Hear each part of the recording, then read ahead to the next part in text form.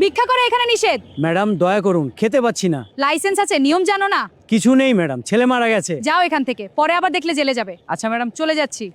ঘড়ির কাঁটায় তখন দুপুর 2:10। দুপুরের কড়া রোদে পিচগলা রাস্তা যেন আগুনের মতো জ্বলছে। সেই ব্যস্ত জনস্রোতের ভিড়ে ফুটপাতের এক কোণে ঝরাজীর্ণ অবস্থায় বসেছিল এক মধ্যবয়স্ক লোক। তার সামনে রাখা ছিল বহু পুরনো একটা অ্যালুমিনিয়ামের বাটি। লোকটা করুণ স্বরে পথচালিত মানুষের উদ্দেশ্য করে বলেছিল, বাবা দয়া করে কিছু খেতে দিন, গত 2 দিন ধরে পেটে একটা দানা পড়েনি।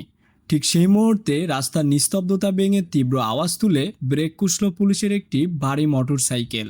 বাইক থেকে যিনি নামলেন তিনি একজন কম বয়সী নারী অফিসার। গায়ে টান টান ইউনিফর্ম, চোখে মুখে দৃঢ়তার ছাপ। নাম তার নেহা গুপ্তা। মায়াপুর থানার এই ইন্সপেক্টরকে চেনে না এমন লোক খুব কমই আছে।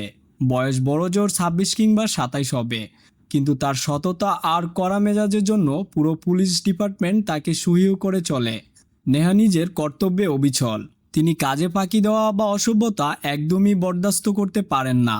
আজ নেহার তীক্ষ্ণ দৃষ্টি গিয়ে পড়ল সোজা সেই ভিক্ষুকটির ওপর। তিনি দেখলেন লোকটা বারবার রাস্তার মাঝখানে চলে আসছে এবং চলন্ত গাড়ি থামিয়ে ভিক্ষা চাইছে।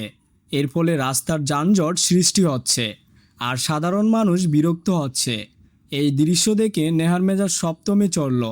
তিনি দ্রুত পায়ে এগিয়ে গেলেন এবং দমকে সুরে বললেন, এই যে তোমাকে কতবার বারণ করেছি যে রাস্তার মাঝখানে দাঁড়িয়ে ট্রাফিক জ্যাম করবে না, কানে কথা ঢোকে না? ভিক্ষুকটি কাছুমাছু হয়ে উত্তর দিল, ম্যাডাম পেটের জ্বালা বড় জ্বালা, খিদের চোটেই এমনটা করতে বাধ্য হচ্ছি। এতে নেহার রাগ না কমে উল্টো বেড়ে গেল। তিনি চিৎকার করে উঠলেন, পেটের জ্বালা সব তোমাদের নাটক, রোজ রোজ একই বাহানা। এই যে রাস্তা ছাড়ো, আর কতদিন একই ঝামেলা, সব গাড়ি সাইডে নাও এখনই, নাহলে টেনে নিয়ে যাবো। এই বলে তিনি রাগের বসে এক ঝটকায় লোকটার হাত থেকে বাটিটা কেড়ে নিয়ে ছুঁড়ে মারলেন।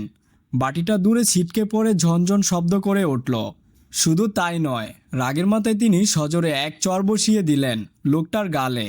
মুহূর্তের মধ্যে আশেপাশের পরিবেশ থমথম হয়ে গেল। ভিড়ের মধ্য থেকে কয়েকজন উৎসাহী জনতা নিজেদের মোবাইলে ঘটনাটি ভিডিও করতে শুরু করলো। চরের আঘাতে ভিক্ষুকটির টাল সামলাতে না পেরে একটু নড়ে উঠল, কিন্তু আশ্চর্যের বিষয় হলো তার চোখে মুখে কোনো ক্ষোভ বা প্রতিবাদের লেশমাত্র ছিল না, বরং এক অদ্ভুত প্রশান্তি বজায় ছিল তার আচরণে। নেহা আবার গর্জন করে উঠলেন, তোমাদের মতো আপদগুলো শহরে আবর্জনা, যেখানে সেখানে উপদ্রব শুরু করিস। ভিক্ষুকটি শান্ত দৃষ্টিতে নেহার চোখের দিকে তাকিয়ে ধীর স্থির গলায় বলল, ম্যাডাম অনেক সময় আমরা যা দেখি তা সব সময় সত্য হয় না। লোকটার এই শান্ত আচরণ আর ওই রহস্যময় বাক্যটি নেহার বুকে যেন তীরের মতো বিঁধল। তিনি বিরক্তি প্রকাশ করে বললেন, দূর হও এখান থেকে, নইলে সোজা হাজতে ভরে দেব। ভিক্ষুকটি আর কোনো কথা না বাড়িয়ে ধীর পায়ে ফুটপাতের দিকে সরে গেল, কিন্তু চলে যাওয়ার সময় তার চোখের সেই গভীর চাহনি নেহার ভেতর থেকে নাড়িয়ে দিয়ে গেল। বাইক স্টার্ট দেওয়ার সময় নেহার মনে হলো লোকটার হাবভাব যেন আলাদা, সাধারণ ভিক্ষুক বলে তো মনে হলো না।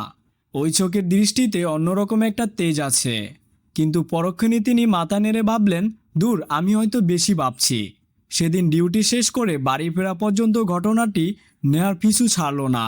সেই চরের শব্দ আর লোকটার ওই নির্বিকার মুখ বারবার তার মনে ভেসে উঠতে লাগলো। নেহা ভাবলেন, আমি কি বাড়াবাড়ি করে ফেললাম? কিন্তু ও তো আইন ভাঙছিল, আমি তো আমার ডিউটি করেছি। তবুও মনের গহীনে একটা অস্তুতি খসখস করতে লাগলো। ওই রাতেই এক চালচক্কর ঘটনা ঘটে গেল। শহরে এক নামী শিল্পপতির ছেলেকে অপহরণ করা হয়েছে বলে খবর এলো। কিডন্যাপিংয়ের আশঙ্কা পুরো পুলিশ প্রশাসন নড়ে চড়ে বসল। সমস্ত অফিসারকে জরুরি তলব করা হলো থানায়। নেহাও তড়িঘড়ি করে সেখানে পৌঁছালেন।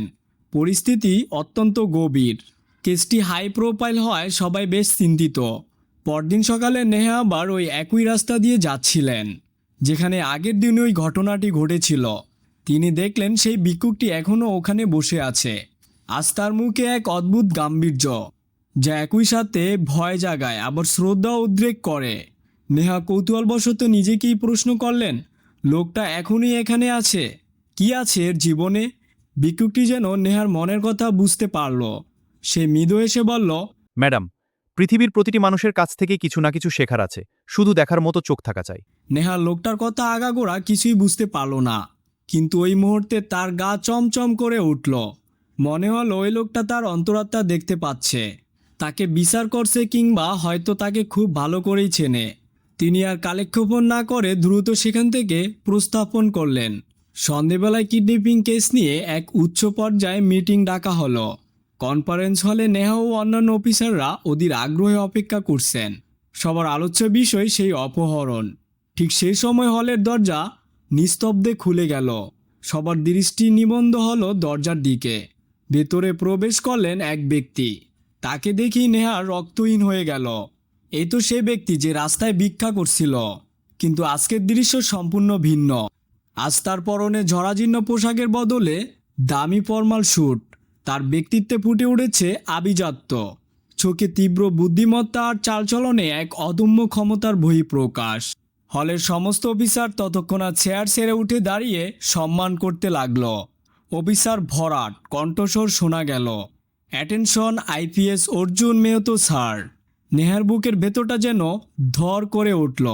তিনি নিজের চোখ ও কানকে বিশ্বাস করতে পারছিলেন না। মাথাটা ভনভন করে ঘুরতে লাগলো। ইনি আইপিএস অফিসার? ইনি কি সেই ব্যক্তি যাকে আমি গতকাল রাস্তা চর মেরেছিলাম? নেহার শ্বাসকষ্ট শুরু হলো, বুক দরপড় করতে লাগলো। তিনি দাঁড়ানোর চেষ্টা করলেন, কিন্তু তার পা যেন মেঝের সাথে আটকে গেছে। আইপিএস অর্জুন মেহতো ধীর পায়ে তার দিকে এগিয়ে এলেন। তার চোখে কোনো আক্রোশ নেই, আছে শুধু সেই পরিচিত প্রশান্তি। নেহা লজ্জায় ভয়ে এবং অপরাধ বোধ মাথা নিচু করে ফেললেন। তার গলা শুকিয়ে কাঠ, হাত পা কাঁপছে। সত্যিই কি ওই ভিক্ষুক ছিলেন ছদ্মবেশ থাকা অফিসার? নেহা নিজেকে বোঝানোর চেষ্টা করলেন যে এটা হয়তো তার মনের ভুল, কিন্তু অর্জুনের সেই শান্ত মুখ আর গভীর চোখের দিকে তাকিয়ে তিনি নিশ্চিত হলেন গতকাল যার সাথে তিনি দুর্ব্যবহার করেছিল তিনি কোনো সাধারণ ভিক্ষুক ছিলেন না। তিনি ছিলেন আইপিএস অর্জুন মেহতো। অর্জুন আত্মবিশ্বাসের সাথে মিটিং রুমের প্রধান আসনের দিকে এগিয়ে গেলেন। সকলে সেলুট করল। নেহা অনেক কষ্টে নিজেকে সামলে নিয়ে উঠে দাঁড়ালেন, কিন্তু তার দৃষ্টি মেঝের দিকে নিবদ্ধ রইল। অর্জুন মেহতার মুখমণ্ডল গম্ভীর কিন্তু নিষ্ঠুর নয়। তিনি ফাইলের ওপর চোখ মুখ বোলালেন, কিছু নোট নিলেন এবং তারপর বললেন, অফিসাররা মনোযোগ দিন। শহরে কিডন্যাপিংয়ের মতো ঘটনাকে হালকাভাবে নেওয়ার কোনো সুযোগ নেই। আমাদের তদন্তের প্রতিটি দিক খতিয়ে দেখতে হবে। তার কণ্ঠস্বর শান্ত, অথচ এতটাই প্রভাবশালী যে প্রতিটি শব্দ দেওয়ালের প্রতিধ্বনি হলো। মিটিং শুরু হলো, কিন্তু নেহার কানে কোনো কথাই ঢুকছিল না। তার মস্তিষ্কে শুধু একটি বাক্যই বারবার বাজছিল, কখনো কখনো যা দেখা যায় তা সম্পূর্ণ সত্য হয় না। ম্যাডাম, তিনি যান্ত্রিকভাবে সেলুট করে বললেন, গুড ইভিনিং স্যার। অর্জুন তার দিকে ক্ষণিকের জন্য তাকালেন। সেই দৃষ্টিতে কোনো রাগ ছিল না, আছে সমুদ্রের মতো গম্ভীরতা। তিনি শুধু আলতো করে মাথা নাড়লেন এবং অন্য প্রসঙ্গে চলে গেলেন। অর্জুনের এই নীরবতা নেহার ভয়কে আরও বাড়িয়ে দিল। যদি তিনি চিৎকার করতেন বা বকাঝকা করতেন তাহলে হয়তো মনটা হালকা হতো, কিন্তু এই নিস্তব্ধতা যেন ঝড়ের পূর্বাভাস। পরদিন সকালে থানায় খবর উঠে গেল পেন্ডিং অভিযোগ এবং পুলিশের অসদাচরণে তদন্ত করতে। এই খবর শুনে নেহার পায়ের নিচ থেকে মাটি সরে গেল। থানায় সর্বত্র পিসপাস শুরু হলো। কার বিরুদ্ধে অভিযোগ? কাল তো অর্জুন স্যারে এসেছিল, হয়তো ওনার রিপোর্টের ভিত্তিতে এই তদন্ত। শুনেছি নেহার ওই ভিডিওটা ভাইরাল হয়েছে। নেহার মুখ ভয়ে সাদা হয়ে গেল। তিনি নিজের কেবিনে ঢুকে দরজা বন্ধ করে দিলেন। আতঙ্কে তার দম বন্ধ হয়ে আসছিল। যদি ওই ভিডিও পাবলিক হয়ে যায়, যদি মিডিয়া জেনে যায়, যদি ডিপার্টমেন্ট ভাবে যে একজন আইপিএস অফিসারের গায়ে হাত তুলেছি, তাহলে আমার কি হবে? তিনি অস্থিরভাবে পায়চারি করতে লাগলেন। হঠাৎ দরজায় টোকা পড়ল। এসএসপি বিক্রম শর্মা ভিতরে ঢুকে বললেন, ইন্সপেক্টর নেহা, আপনাকে এখনই কনফারেন্স রুমে যেতে হবে। ডিপিজি স্পেশাল টিম আপনার জন্য অপেক্ষা করছে। নেহার হৃৎপিণ্ড যেন গলার কাছে উঠে এলো। এখনই স্যার? হ্যাঁ এখনই। কাঁপা কাঁপা পায়ে নেহা কনফারেন্স রুমের দিকে এগোলেন।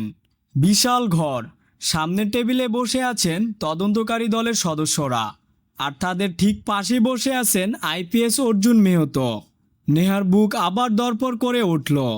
তদন্তকারী দলের প্রধান বললেন, থানার কিছু অফিসারের আচরণ দিয়ে আমাদের কাছে অভিযোগ এসেছে।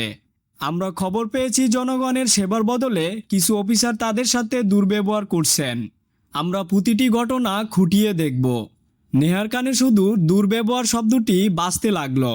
এক অফিসার বলে উঠলেন, প্রথমেই ইন্সপেক্টর নেহা গুপ্তার কেস। নেহার মনে হলো পৃথিবীটা ধুলছে। তিনি পায়ে সামনে গিয়ে দাঁড়ালেন।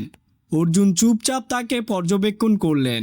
ডিজিপির প্রতিনিধি একটি ট্যাবলেট হাতে নিয়ে বললেন, সোশ্যাল মিডিয়ায় একটি ভিডিও ছড়িয়ে পড়েছে যেখানে আপনাকে এক ভিক্ষুককে চড় মারতে দেখা গেছে। ঘটনাটি গতকাল দুপুরে। নেহার শরীর থরথর করে কাঁপতে লাগলো। মনে হলো এখনই হয়তো হার্ট অ্যাটাক হবে। তিনি আমতা আমতা করে বললেন, স্যার আসলে আমি। আধিকারিক থামিয়ে দিয়ে বললেন, আগে ভিডিওটি দেখুন। নেহার সামনে স্ক্রিনে ভিডিওটি চালানো হলো। সেই ফুটপাত, ভিক্ষুকরূপী অর্জুন, বাটি ছুঁড়ে ফেলা এবং সেই চূড়ান্ত মুহূর্ত এবং থাপ্পড়। নেহার মনে হলো মাটির নিচে ঢুকে যেতে পারলে ভালো হতো। তিনি লজ্জায় দুহাত মুখ ঢাকলেন। আধিকারিক কড়া গলায় বললেন, ইন্সপেক্টর নেহা, এই কি আপনার আচরণের নমুনা? প্রকাশ্য রাস্তায় একজন অসহায় মানুষকে আঘাত করা। নেহার চোখ ছলছল করে উঠল। তিনি বললেন, স্যার লোকটা ট্রাফিক জ্যাম করছিল, আমার মনে হয়েছিল। আধিকারিক আবার তাকে থামিয়ে দিয়ে বললেন, আপনি পরিস্থিতি যাচাই না করেই সহিংসতা শুরু করলেন। সতর্ক করার বদলে অপমান করলেন। রুমে পিনপতন, নীরবতা। কিন্তু আসল চমক তখনও বাকি ছিল। আধিকারিক বললেন, আর আপনি কি জানেন ওই ব্যক্তিটি আসলে কে ছিলেন? নেহার আত্মা কেঁপে উঠল। আধিকারিক অর্জুনের দিকে ইশারা করে বললেন, তিনি ছিলেন আইপিএস অর্জুন মেহতো। তিনি ছদ্মবেশে শহরে অবস্থা পরিদর্শন করছিলেন। আর আপনি তাকেই চড় মেরেছেন। নেহার গলা শুকিয়ে গেল। তিনি অসহায়ভাবে অর্জুনের দিকে তাকালেন, কিন্তু অর্জুন নির্বিকার। নেহা কান্নাজড়িত কণ্ঠে বললেন, স্যার আমি সত্যিই চিনতে পারিনি। আমার কোনো খারাপ উদ্দেশ্য ছিল না, আমি শুধু ডিউটি করছিলাম। আধিকারিক ধমক দিয়ে বললেন, ডিউটি মানে কারো আত্মসম্মান ধুলো মিশিয়ে দেওয়া নয়। ইন্সপেক্টর নেহা মাথা নিচু করে রইলেন। ডিজিপি প্রতিনিধি ঘোষণা করলেন, আগামীকাল এই মামলা কোর্টে উঠবে এবং সেখানে এর চূড়ান্ত ফয়সালা হবে। পরদিন সকালে সিভিল কোর্টের সামনে তিল ধারণের জায়গা নেই। হাই প্রোফাইল কেস হওয়ার মিডিয়া আর সাধারণ মানুষের ভিড় উপড়ে পড়ছে। পুলিশ ভ্যান আর ক্যামেরার প্লাস লাইটের ঝালকানিতে এক নাটকীয় পরিবেশ। সেই ভিড় ঠেলে ইন্সপেক্টর নেহা গুপ্তাকে ভেতরে নিয়ে যাওয়া হলো। তার ঝকঝকে ইউনিফর্ম আজ যেন তার কাছে বোঝা মনে হচ্ছে। অন্যদিকে আইপিএস অর্জুন মেহতো আজ তার পূর্ণ অফিসিয়াল পোশাকে। রিজু দেহভঙ্গি চোখে মুখে কর্তব্যের দীপ্ত। ভিড়ের মধ্যে কানাঘুষু চলছে। ইনিই তো সেই অফিসার যিনি ভিক্ষুক সেজেছিলেন। কি অদ্ভুত ঘটনা! আজকের বিচার দেখার মতো হবে। সাংবাদিকরা অর্জুনকে ঘিরে ধরল। স্যার, নেহা ম্যাডাম কি ইচ্ছাকৃতভাবে এটা করেছিলেন? আপনি কি ওনার বিরুদ্ধে কঠোর ব্যবস্থা নেবেন? অর্জুন শান্তভাবে শুধু বললেন, সত্য শীঘ্রই সবার সামনে আসবে, আদালতই বিচার করবে। এই বলে তিনি ভেতরে চলে গেলেন। বিচারক হরপ্রসাদ যোশী এলজাসে প্রবেশ করলেন। বয়স্ক, রাজবাড়ী এবং অত্যন্ত ন্যায়পরায়ণ মানুষ হিসেবে তার সুনাম আছে। তিনি আসন গ্রহণ করতেই হলে নীরবতা নেমে এলো। সবাই বসুন, তিনি নির্দেশ দিলেন। কাঠগড়া একদিকে আইপিএস অর্জুন, অন্যদিকে ইন্সপেক্টর নেহা। নেহার হাত ঘামছে, দৃষ্টি মেজের দিকে। বিচারক ফাইল খুলে বললেন, কেস নম্বর 148/23, পুলিশ ক্ষমতার অপব্যবহার এবং অমানবিক আচরণের মামলা। অভিযোগকারী আইপিএস অর্জুন, অন্যদিকে ইন্সপেক্টর নেহা। কোর্টরুমে পিসপাস শুরু হলো। বিচারক বললেন, আইপিএস অর্জুন মেহতো, আপনি আপনার বক্তব্য পেশ করুন। অর্জুন উঠে দাঁড়ালেন, তার কণ্ঠস্বর সংযোগ। মে লর্ড, আমি কোনো ব্যক্তিগত আক্রোশ থেকে এই অভিযোগ আনিনি। আমি শহরে ভিক্ষুক মাফিয়া এবং মানব পাচার চক্রের হদিশ পেতে ছদ্মবেশ ছিলাম। সেই সময় আমি ভিক্ষুকের অভিনয় করি। সবাই অবাক হয়ে শুনতে লাগলো। অর্জুন বলে চললেন, সেই সময় ইন্সপেক্টর নেহা শুধুমাত্র আমার দরিদ্র বেশভূষা দেখে আমার সাথে অমানবিক আচরণ করেন এবং গায়ে হাত তোলেন। এটা শুধু আমার সাথে হয়নি, সমাজের অসংখ্য গরিব মানুষ রোজ এমন ব্যবহারের শিকার হন।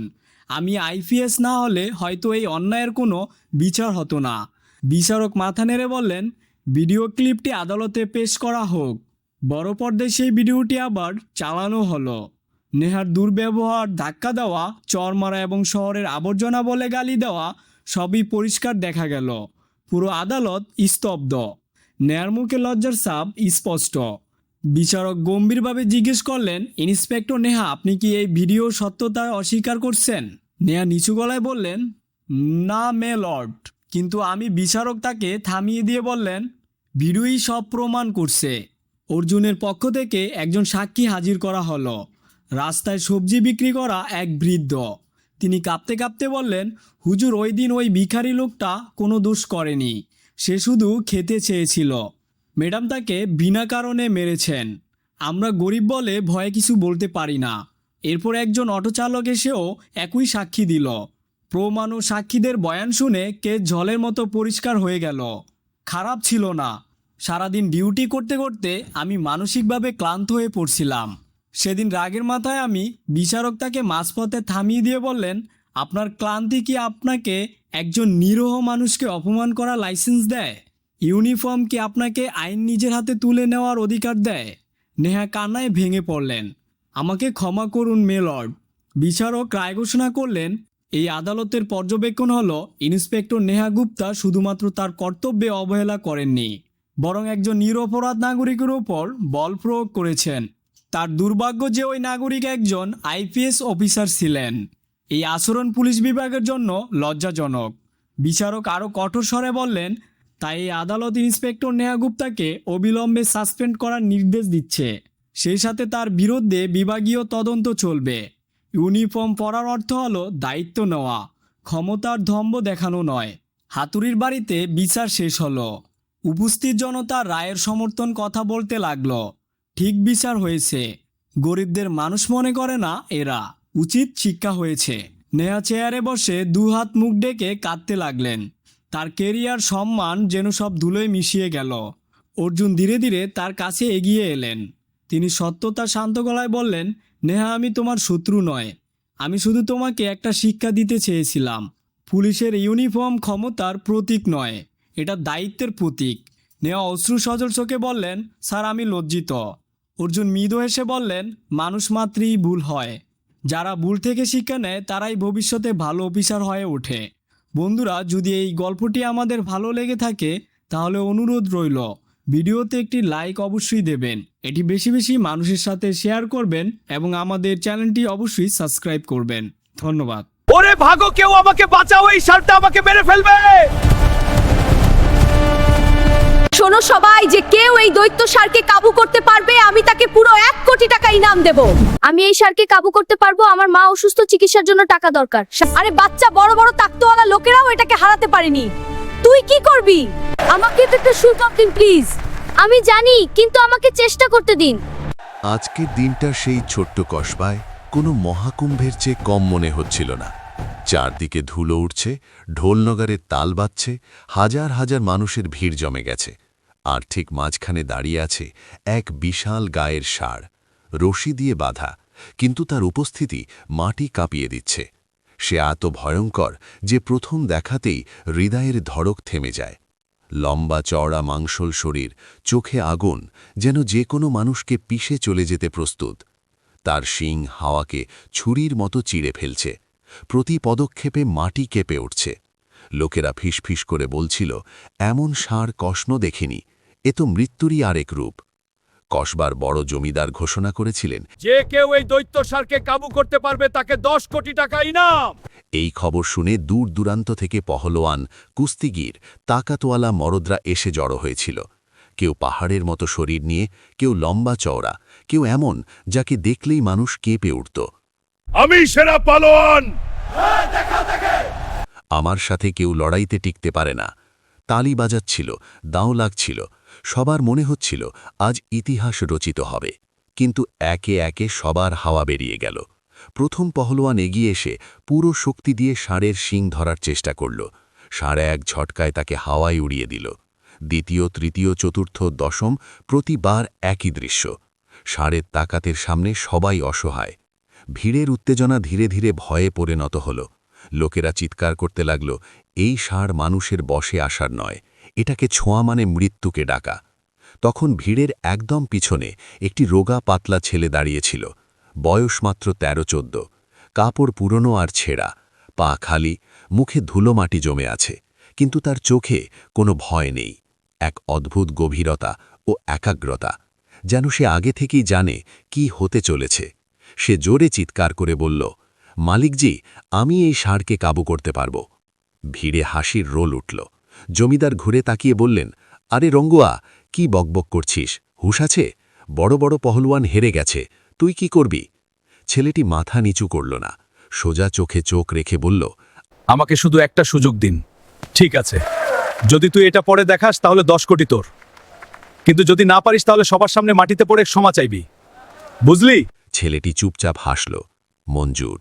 ভিড় স্তব্ধ হয়ে গেল। কে এই ছেলে? তার নাম আরিফ, এক অনাথ ছেলে, যে কসবার গলিতে ছোট ছোট কাজ করে, কখনো খেতে, কখনো দোকানে, কিন্তু আজ সবার নজর তার উপর। আরিফ কোনো সাধারণ ছেলে ছিল না। সেই কসবার সরু গলিতে দিনরাত ঘুরে পুরনো বোতল, ভাঙা প্লাস্টিক, কাবারের জিনিস জড়ো করত। সকাল থেকে সন্ধে পর্যন্ত খাটত, ঘামত, তারপর সব বেচে যা কিছু পয়সা পেত তার সোজা বাড়ি নিয়ে যেত। বাড়ি? সেটা কি আর বাড়ি? একটা পুরনো ভাঙাচোড়া ঝুপড়ি। ছাদে ফুটো, বৃষ্টিতে পানি টপকায়, দেওয়াল ঝুঁকে আছে, যে কোনো সময় ধসে পড়তে পারে। ভিতরে একটা পুরনো চারপাইয়ে তার মা শুয়ে থাকেন, খুব অসুস্থ, লাগাতার কাশি, শ্বাস নিতেও কষ্ট, উঠে কিছু করতে পারেন না। আরিফের বাবা অনেক আগে চলে গেছেন, যখন আরিফ মাত্র 8 বছরের। এক ভয়ানক দুর্ঘটনায় ট্রাকের ধাক্কায় সব শেষ। সেদিন থেকে আরিফের শৈশব কেড়ে নেওয়া হয়েছে, খেলা, দৌড়দৌড়ি, হাসি, সব কিছু। কিন্তু একটা জিনিস এখনও তার সঙ্গে ছিল, বাবার স্মৃতি আর তার শেখানো কথা। বাবা ছিলেন গ্রামের বিখ্যাত জানোয়ার বোঝার লোক। যখন কোনো বলদ, ঘোড়া বা মহিষ বেপরোয়া হয়ে যেত, লোকেরা তাকে ডাকত। আরিফ দূর থেকে দেখত কিভাবে বাবা নির্ভয়ে জানোয়ারের চোখে চোখ রেখে দাঁড়াতেন, কিভাবে নিজের দুর্বলতাকে শক্তিতে পরিণত করতেন। আর বাবা সবসময় বলতেন, বেটা, জানোয়ারকে তাকাত দিয়ে নয়, দিমাগ আর সাবর দিয়ে কাবু করতে হয়। ডর দেখালে হেরে গেলি। আজ সেই কথাগুলোই আরিফের কানে বাজছিল। ক্ষেতের মাঝখানে সেই বিশাল ষাঁড় দাঁড়িয়ে, আরিফ তাকে এক দৃষ্টে দেখছিল। হঠাৎ আরিফ এগিয়ে গেল, ভিড় দেখে হাসতে শুরু করল। আরে, এই ছেলে এখানে কি করতে এসেছে? রাস্তা ভুল করেছে নাকি? এ তো হাওয়ার এক ঝাট্টায় উড়ে যাবে। আরিফ সোজা জমিদারের কাছে গিয়ে ধীর কিন্তু দৃঢ় গলায় বলল, মালিকজি, আমি এই ষাঁড়কে কাবু করতে পারব। এক মুহূর্তের জন্য পুরো ময়দান স্তব্ধ হয়ে গেল। তারপর জোরালো হাসি ফেটে পড়ল। কেউ চিৎকার করল, নিজেকে সামলাতে পারিস না, ষাঁড়কে সামলাবি? কেউ বলল, 10 কোটি পাবি তো নিয়ে নে, আগে নিজের জান বাঁচা। আরিফ চুপ করে রইল। তার মুখে রাগ নেই, ঘৃণা নেই, শুধু এক অটুট বিশ্বাস। সে জানত এই লড়াই শুধু ইনামের নয়, এ তার মায়ের শ্বাসের লড়াই, ওষুধের টাকা, ভালো চিকিৎসা, একটা নতুন জীবন। ভিড়ে শোরগোল চলছিল, কিন্তু আরিফের কানে শুধু একটা আওয়াজ, তার বাবার গলা, ডর দেখালে হার গায়ে। এখান থেকেই আরিফের আসল যুদ্ধ শুরু হলো। লোকেরা তার ছেঁড়া কাপড় দেখছিল, তার বয়স দেখছিল, তার খালি পা দেখছিল, কিন্তু কেউ তার চোখের দিকে তাকায়নি। এখান থেকে চলে যা বাচ্চা, মরে যাবি, এটা বাচ্চাদের খেলা নয়। আরিফ চুপচাপ দাঁড়িয়ে রইল, শ্বাস দ্রুত, কিন্তু হাত কাঁপছে না, চোখ ষাঁড়ের ওপর স্থির। ষাঁড়াও প্রথমবার ভিড়ের দিকে না তাকিয়ে শুধু আরিফের দিকে তাকালো। যেন বুঝে গেছে সামনে যে দাঁড়িয়ে আছে সে কোনো সাধারণ মানুষ নয়। জমিদার এগিয়ে এসে আরিফকে মাথা থেকে পা পর্যন্ত দেখে হেসে বললেন, শোন বেটা, এটা কোনো মজাক নয়, যদি কিছু হয়ে যায় তাহলে আমি দায়ী নই। আরিফ মাথা নাড়ল, আমি তৈরি। ভিড় আবার হাসতে শুরু করল, দেখো, নিজেই মৃত্যুকে ডাকছে। ঠিক তখন ষাঁড় জোরে মাটিতে পা ঢুকল, ধুলোর ঝড় উঠল, পুরো ময়দান কেঁপে উঠল। শোরগোল থেমে গেল, সবার শ্বাস আটকে গেল। আরিফের চোখ ষাঁড়ের চোখ থেকে সরছে না। হঠাৎ আরিফের চোখের সামনে পুরনো স্মৃতি জেগে উঠল। সেই রাত যখন মায়ের কাশি এত বেড়ে গেছিল যে তিনি অজ্ঞান হয়ে গেছিলেন। ওষুধের শীষ ফোঁটা শীষ হয়ে গেল, কাটোরা খালি। আরিফ ঝুপড়ির দরজায় বসে কাঁদছিল, আকাশের দিকে তাকিয়ে ফিসফিস করে বলেছিল, যদি বাবা আজ থাকতেন তাহলে মাকে এক পলকে সুস্থ করে দিতেন। সেই রাতে আরিফ চোখ বন্ধ করেছিল, গভীর শ্বাস নিয়েছিল। চোখ খুলতেই সে আর ছোট্ট বাচ্চা ছিল না, সে আর শুধু আরিফ ছিল না, সে এখন তার বাবার প্রকৃত উত্তরাধিকারী। জমিদার ইশারা করলেন, যা দেখিয়ে দে সবাইকে। আরিফ ধীরে ধীরে, বিনা তাড়াহুড়ো, বিনা দেখানোর ষাঁড়ের দিকে এগিয়ে গেল। কোনো শক্তি দেখালো না। ষাঁড় হঠাৎ মাথা তুলে মাটিতে পা ঢুকে সুজা আক্রমণ করল। ভীর চিৎকার করে উঠল, বাঁচাও, মরে যাবি। কিন্তু আরিফ থামল না। বাবার গলা বেজে উঠল, সুজা দেখিস না, আগে তার চাল বুঝ। আরিফ ঝটকায় সরে গিয়ে নিজেকে ছোট করে নিল।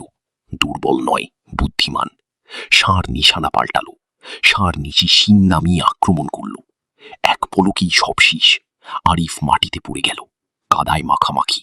শ্বাস ফুলছে, হাঁটু থেকে রক্ত পড়ছে, হাত কেটে গেছে। ভীর চিৎকার করল, বাস, শীষ, এখন আর উঠবে না। কিন্তু আরিফ ধীরে ধীরে উঠে দাঁড়ালো, দৃঢ় সংকল্প নিয়ে। ষাঁড়ও থেমে গেল, অবাক, কারণ এতক্ষণ যারা এসেছিল সবাই শক্তি দিয়ে লড়াই করেছিল। আরিফ আবার এগিয়ে গেল। এখন তার শ্বাস ষাঁড়ের শ্বাসের সঙ্গে তাল মিলিয়ে চলছে। সে ষাঁড়ের এত কাছে চলে গেল যে তার গরম হাওয়া অনুভব করতে পারছিল। সে শিং ধরল, সামনে থেকে ধাক্কা দিল না, চুপচাপ পিছনের দিকে চলে গেল, যেখানে কেউ যায় না। ষাঁড় চমকে গেল, সে পিছনে ঘুরে জোরে লাফ দিল। আরিফ হাওয়ায় লাফালো। ষাঁড়কে ধীরে ধীরে ঘুরিয়ে দিল। তারপর সেই বিশাল গায়ে ষাঁড় মাটিতে বসে পড়ল। পুরো ময়দান স্তব্ধ হয়ে গেল। তখন কেউ ফেটে পড়ে চিৎকার করে উঠল, বসে গেছে, বসে গেছে। ভিড় ফেটে পড়ল, তালি, চিৎকার, নাম ধরে ডাকা, আরিফ, আরিফ। আরিফ ষাঁড়ের মাথায় হাত রাখল, যেন কোনো পুরনো বন্ধুকে শান্ত করছে। ষাঁড় বাধা দিল না, শুধু শান্ত হয়ে গেল। আরিফ মাটিতে বসে পড়ল, শ্বাস দ্রুত, শরীর ক্লান্ত, কিন্তু মুখে হাসি। সে আকাশের দিকে তাকিয়ে ফিরে ফিরে বলল, বাবা, হয়ে গেছে, কাজ হয়ে গেছে। তারপর মায়ের কথা মনে পড়ল। এই জয় শুধু ষাঁড়ের নয়, সেই ইনামের, যা মায়ের শ্বাস বাঁচাবে। ওষুধ, চিকিৎসা, একটা নতুন জীবন। ভিড় এখন পাগলের মতো তালি বাজাচ্ছিল। কেউ কাঁদছে, কেউ নাম চিৎকার করছে। কিন্তু আরিফের কানে কিছু যাচ্ছিল না। সে শুধু মাটিতে বসে শ্বাস নিচ্ছিল আর সামনে বসা ষাঁড়ের দিকে তাকিয়েছিল। কিছু লোক তার কাছে এলো, কেউ কাঁধে হাত রাখল, কেউ পানি খাওয়ালো। প্রথমবার কেউ তাকে ভিখারি বলে দেখল না, নায়কের মতো দেখল। জমিদার নিজে এগিয়ে এলেন, মুখে বিস্ময়, কিন্তু চোখে অন্য কিছু, গভীর চিন্তা। তিনি জোর গলায় ঘোষণা।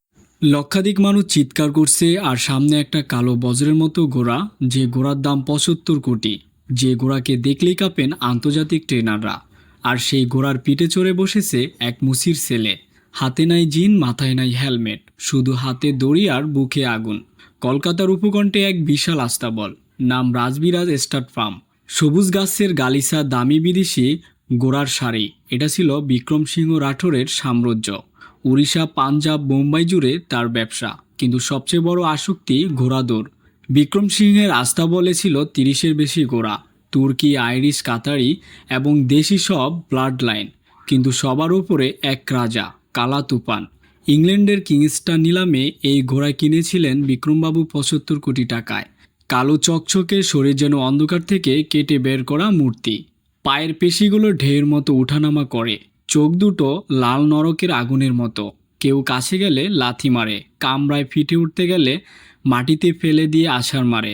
ট্রেনাররা বলতেন, এটা ঘোড়া না স্যার, এটা শয়তান।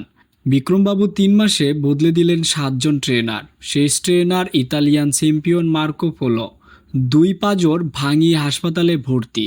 তারপর থেকে আস্তাবলের কর্মীরা কালা তুফানের স্টলের পাশ দিয়ে হাঁটতেও ভয় পেত। ঠিক এই আস্তাবলেই কাজ করত অভিষেক, 18 বছরের রোগা, কালো হাতের রগ বেরিয়ে আছে। গ্রাম থেকে বোম্বাই পালিয়েছে বছর 4 আগে।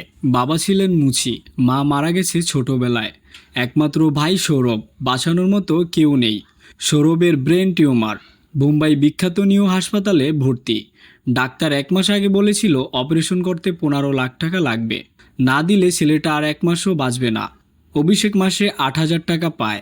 গোড়া পরিষ্কার করে, গোবর তোলে, জল দেয়, চারা দেয়। রাতে হাসপাতালে গিয়ে সৌরভের শিরায় শিরায় ফুটতে থাকা মৃত্যুকে দেখে।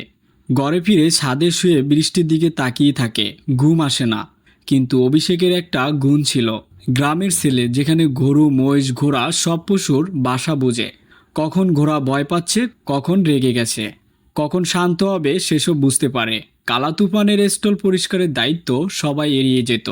একদিন বিক্রমবাবু চিৎকার করে বললেন, কে এই কালা তুফান পরিষ্কার করবে? সবাই ফিসিয়ে গেল।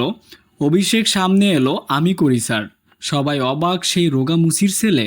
প্রথম দিন অভিষেক ব্রাশ নিয়ে ঘাড় কাচতে গেল। কালা তুফান পিছনে পা তুলে লাথি মারল। অভিষেক মাটিতে লুটিয়ে পড়ল। উঠল, হাসলো, থ্যাংক ইউ বাবু। দ্বিতীয় দিন আবার গেল। এবার গাড়ের কাছে যেতেই ঘোড়া মুখ ফিরিয়ে কামড়াতে এলো। অভিষেক পেছনে লাফ দিয়ে বাঁচল। বলল, আরে নাকি নাস্তা করতে চাস, তা কর। তৃতীয় দিন ঘোড়ার গাড়ে হাত দিল। ঘোড়া মাথা ঝাঁকালো। অভিষেক হাত সরালো না। সে গুনগুন করে গান গাইতে লাগলো, গ্রামের ঢোলের সুর, মালের দেশি সুর। দেখতে দেখতে 7 দিন গেল। অভিষেকের শরীরে দাগ পড়েছে, হাতের মাংস কাটা গেছে, হাঁটু ফুলে গেছে, কিন্তু প্রতিবার সে উঠে দাঁড়ায়। আর ঘোড়া লাথি না মেরে শুধু তাকিয়ে থাকতে লাগলো। গায়ে হাত দিতে দিতে তার চোখের আগুন কমে আসছিল। হাসপাতাল থেকে দিনে 3 বার ফোন আসতো, সৌরভের কন্ডিশন ক্রিটিক্যাল, টাকা কবে দিচ্ছেন? অভিষেক ফোন রেখে দিত। চোখের জল শুষে ছোয়াল শক্ত করত। ফেরত যেত কালা তুফানের স্টলে। বলতো, বাবু একটা কাজ কর আমার সঙ্গে, আমার ভাই মরছে, তুই যদি একবার দৌড়াস হয়তো ও বাঁচবে। গোরা তখন স্থির, যেন বুঝতে পারল মানুষের আরতি। আস্থা বলে এক সন্ধ্যায় বিক্রমবাবু দাঁড়িয়ে ফোনে কথা বলেছিলেন। অভিষেক পাশের কল থেকে জল পড়ছিল। হ্যাঁ, ইয়ার 2 মাস পর ইন্ডিয়ান ডার্বি প্রাইজ, মানে 20 কোটি টাকা ইন্টারন্যাশনাল ট্যাগ আছে। আমার কাছে তো কালা তুফান আছে, কিন্তু এমন ঝুঁকি কই পাবো যে তুফানের পিঠে চড়তে পারে? থামলেন বিক্রমবাবু। হঠাৎ পেছন থেকে শুনলেন, আমি চড়তে পারবো। বিক্রমবাবু ঘুরে দেখলেন সেই মুসির ছেলে, পরনে ফাটা গেঞ্জি, চুল উস্কো খুস্কো, পায়ে সেরা চটি। স্যার বেশ খানিক চুপ করে থাকলেন, তারপর ফুসফুস করে হেসে উঠলেন।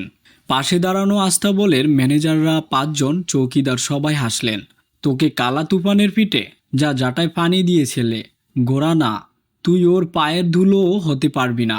অভিষেকের চোখ নেমে গেল, কিন্তু গলা শক্ত। বাজি ধরুন স্যার। বিক্রমবাবু চমকে নিলেন। বাজি? তোর কি আছে? আমার এই চাকরি আছে, আর আমার ভাইয়ের প্রাণ আছে। ও বাঁচবে না, আমি বাঁচার কি আছে? বিক্রমবাবু বেশ খানিক চুপ করে রইলেন। তারপর এক অদ্ভুত অহংকার বললেন, ঠিক আছে শোন, ডার্বি জিতলে তোকে 10 কোটি টাকা দেব, আর হারলে আমার আস্তাবল আর কখনো মুখ দেখাস না। আর সবাই জানবে এক মুসির ছেলে ঘোড়াজুকি হওয়ার চেষ্টা করে ব্যর্থ হয়েছে। অভিষেক হাত বাড়িয়ে দিয়ে বলল, ডান। বিক্রমবাবু হাত মেলালেন, কিন্তু তার হাসির ভেতরে ছিল বিষ। তিনি মনে মনে জানতেন এই ঘোড়া কোনোদিন ঝুঁকির কথা শুনবে না। এই বাজিতে তিনি জিতবেই। পরদিন ভোর থেকে শুরু হয়ে গেল অভিষেকের যন্ত্রণার ট্রেনিং। ঘোড়ায় চড়া মানে রাজ সিংয়ের পিঠে বসা। কাঁঠাল গাছে উঠতে উঠতে চামড়া ছেঁড়ার মতো অভিষেকের। প্রতিদিনই রক্ত ঝরত। প্রথমবার পিঠে উঠতে গেল কালা তুফানের। এমন লাফ দিলে অভিষেক উড়ে গিয়ে 10 ফুট দূরে পড়ল। দ্বিতীয়বার উঠতেই ঘোড়া সোজা হয়ে দাঁড়ালো। অভিষেক পিছলে নিচে পড়ে গেল। তৃতীয়বারে 5 মিটার দৌড়ে ঘোড়া হঠাৎ থামল। অভিষেক ঝাঁকুনি খেয়ে গাড়ের উপর দিয়ে উড়ে মাটিতে পড়ল। বিক্রমবাবু বারান্দা থেকে দেখছিলেন। চা চুমুক দিয়ে বললেন, এই তো শুরু, কাল আবার দেখি কত দূর যায়। অভিষেকের হাড়ে হাড়ে ব্যথা, কাঁধে কালছে দাগ, বা পায়ের পাতা ফেটে রক্ত ঝরছে, কিন্তু সে ফের গোড়ার কাছে যায়। হাসপাতাল থেকে ফোন এলো, 24 ঘন্টার মধ্যে টাকা লাগবে, বেশি দেরি হলে মৃত্যু হতে পারে। অভিষেক ফোনটা রেখে দিল। চোখের দোপোটা জল লাল ধুলোয় মিশে গেল। সে কালা তুফানের চোখের দিকে তাকালো। গোরা তখন মন খারাপ করে দাঁড়িয়ে, যেন কিছু বুঝতে পারছে। অভিষেক খুব মৃদু সুরে বলল, তুই আমার শেষ ভরসা, তুই না জিতলে আমার ভাই আর কেউ নেই। তখন কি হয়েছিল? গোরাটা তার কালো লেজটা তুলে আলতো করে অভিষেকের মাথায় শুয়ে দিল। আস্থা বলে এক বুড়ো চাকরি করত, তার নাম ছিল জব্বার মিয়া। জব্বার মিয়া দেখে বললেন, বাবা, এত অলৌকিক ঘটনা, এই গোরা কারো মাথায় লেজ শুয়ে না, কখনোই না। তুমি জিতবে বাপু, জিতবে। ইন্ডিয়ার ডার্বির দিন, বোম্বাই রেসকোর্স, বীর লক্ষাধিক, গ্যালারিতে বসে রাজনীতি, বাণিজ্য, সিনেমার বড় বড় নাম। বিক্রম সিংহ রাঠোর BBRIP বক্সে বসে হাতির চামড়ার গ্লাভস খুলছিল। পিঠের দিকে তাকালেন।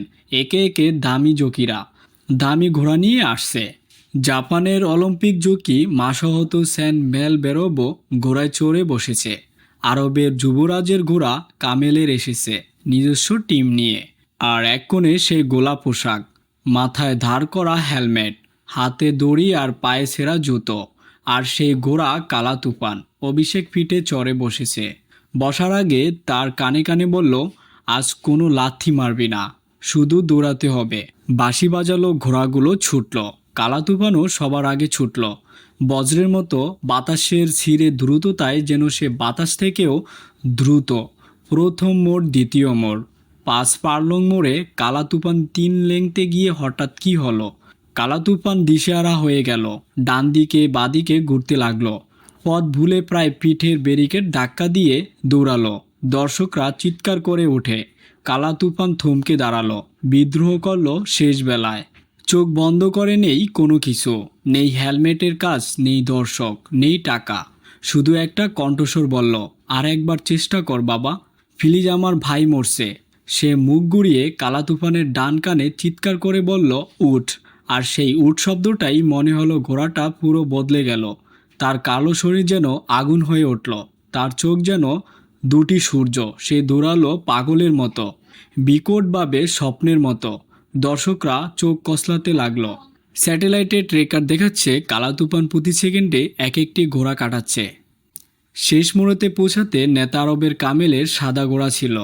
5 লেংতে গিয়ে তারপর 1 লাফ 2 লাফ কালা তুফান পাশাপাশি চলে এলো। নির্ণায়ক মুহূর্ত, ফিনিশিং লাইন থেকে 200 মিটার বাকি। অভিষেক ঘোড়াটাকে এক মৃদু চাপড় দিয়ে বলল, আমার ভাইয়ের নাম সৌরভ। সৌরভ মানে সূর্যের আলো। এখন সে দেখো কি করে তোর আলো ছড়ায় কালো তুফান। সে আকাশ থেকে ছুটে আসা উল্কা, চোখ পলক ফেলতে শেষ লাইন কালা তুফান। যেন আকাশ থেকে ছুটে আসা উল্কা, চোখের পলক ফেলতে শেষ লাইনে কালা তুফান। সবার আগে গ্যালারি কেঁপে উঠল, কান ফাটানো করতালি। হাজার হাজার মানুষ দাঁড়িয়ে কালা তুফান গান গাইতে লাগলো। ঘন্টার পর ঘন্টা বিক্রমবাবুর হাতের গ্রিন টি হিম হয়ে গেল। তিনি দাঁড়াতে পারছিলেন না। যে ঘোড়া 7 জন ট্রেনারকে তাড়িয়েছে, সেই ঘোড়ার পিঠে চেপে একজন জারদার জিতে গেল আন্তর্জাতিক ডার্বি। নিচে পিঠের ভিতরে অভিষেক ঘোড়া থেকে নেমে কালা তুফানের গলায় হাত বুলাচ্ছিল। সংবাদ মাধ্যমে ছুটে এলো ক্যামেরার ফ্ল্যাশ। বিক্রমবাবু নিচে নেমে ধীরে পায়ে এগিয়ে এলেন। নীরবতা ছেয়ে গেল। তিনি শর্তমতো একটা চেক লিখলেন, 20 কোটি টাকা, যেটা জেতার পর পুরস্কার সহ আরও বোনাস সহ 25 কোটি টাকা হয়েছিল। হাত বাড়িয়ে দিলেন, নিয়ে যাও, তুই জিতছিস। অভিষেক চেকের দিকে তাকালো, তারপর মুচকি হাসলো। সে চেকটা হালকা হাতে সরিয়ে ফিরিয়ে দিল। বিক্রমবাবু থমকে গেলেন। কি করছিস? অভিষেক ধীরে বলল, শুধু 15 লাখ টাকা চাই স্যার। আমার ভাইয়ের অপারেশন বাকিটা আপনার। কেন? বিক্রমবাবু কাঁপা গলায় বললেন, আমি ঘোড়ার পিঠে চড়ি লোভের জন্য না, আমি চড়ি আমার ভাইকে বাঁচানোর জন্য। ও বাঁচলে আমার জন্য যথেষ্ট। আপনি এই টাকায় নতুন ট্রেনিং স্কুল দেন, গরিব ঘরের ঝুঁকি তৈরি করেন। আমার মতো আরও কেউ যেন মাসে 8,000 টাকায় না পড়ে। বিক্রম সহিও রাঠোর অস্তিত্ব। তিনি যুদ্ধ বিমান ব্যবসায়ী, যার সামনে কেউ টাকা ফেরত দেয়নি। চোখের কোণে ভিজে গেল তার। তিনি বুঝলেন জীবন মানে শুধু জেতা না, জীবন মানে কাউকে বাঁচানো। সেদিন রাতেই অভিষেক হাসপাতালে পৌঁছে গেল। সৌরভ অজ্ঞান, ডাক্তার নার্সরা ছুটছে। অভিষেক বিল কাউন্টারে টাকা জমা দিয়ে ফিরে এলো আইসিইউর সামনে। সারা রাত দাঁড়িয়ে রইল। ভোর 4টায় ডাক্তার বেরিয়ে এসে বললেন, অপারেশন সফল হয়েছে, টিউমার পুরো বের করে দেওয়া হয়েছে। সৌরভ কথা বলতে পারবে কাল থেকে। অভিষেকের চোখের জল প্রথমবার খুশির জল হয়ে গড়ালো। 2 মাস পর সৌরভ হাঁটতে শুরু করেছে। একদিন অভিষেক আস্থা বলে কাজ করছিল, তখন কালা তুফান নিজে থেকে দরজা খেলে এসে তার গায়ে মাথা ঘষতে লাগলো। বিক্রমবাবু দাঁড়িয়ে ভিডিও বানিয়ে ফেসবুকে দিলেন ক্যাপশন, মুসির ছেলে হয়ে ওঠার গল্প। সম্ভাবনা সবাই রাজ্যের মুখ্যমন্ত্রী অভিষেকের হাতে তুলে দিলেন যুব গর্ব সম্মান। আর অভিষেকের মঞ্চে শুধু একটাই কথা বলল, বাবা ছিলেন জুতো সেলাই করা মুচি, আর আস্তে আস্তে করে তাদেরকে মানুষ করেছেন। আমি শুধু ঘোড়ার পিঠে চড়ে একটা ভাইকে বাঁচিয়েছি, আর কোনো বড় কথা নেই। তথাপি তার এই গল্প শহরে শহরে ছড়িয়ে পড়ল। ইন্ডিয়ান ডার্বির সেই পাগলা গোড়া আর মুসির ছেলের বন্ধুত্ব উপন্যাস হয়ে ছাপা হলো। কালা তুফানের স্টলের পাশে এখন ছবি টাঙানো, এক পাশে অভিষেক, এক পাশে সৌরভ। আর নিচে বিক্রমবাবুর হাতের লেখা, জীবনে একবার হলেও টাকার চেয়ে বড় কিছু হাতে রাখো, তবেই বুঝবে তার স্বাদ কাকে বলে। কিন্তু আস্তাবলের অভিষেকদের তো শেষ নেই। আপনার চারপাশে কে সেই মুসির ছেলে, কে সেই জারদার মাস্টার, কে ঘোড়ার পিঠে চড়ে বিপ্লব আনে। খুঁজতে থাকুন, হয়তো আপনিও একদিন কালা তুফানের পিঠে চড়বেন। পরের গল্পে আবার দেখা হবে। ভালো থাকবেন, সাবস্ক্রাইব করুন, লাইক দিন, কমেন্ট করুন। আল্লাহ হাফেজ।